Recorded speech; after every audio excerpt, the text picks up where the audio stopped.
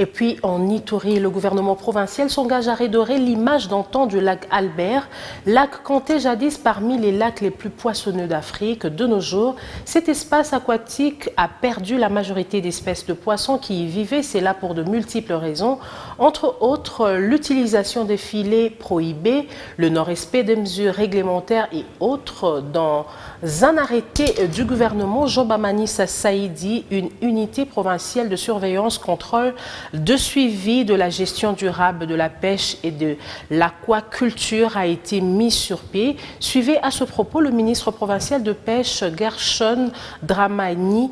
On observe au niveau de lac Albert de façon scandaleuse la récidive dans l'usage des mauvais engins et les techniques de pêche illicites, ainsi que la pêche de poissons immatures sur toute l'étendue du lac Albert.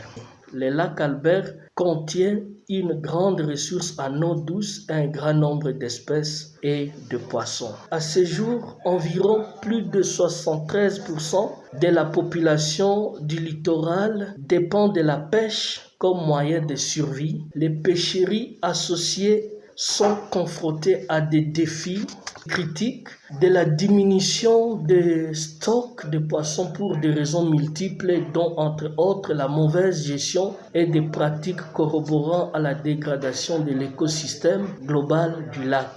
Pour pallier à ces défis critiques, le gouvernement provincial a mis sur place le projet d'arrêté portant création, organisation et fonctionnement de l'unité provinciale de surveillance, contrôle et suivi de la gestion durable de la pêche et aquaculture sur le lac Albert en province.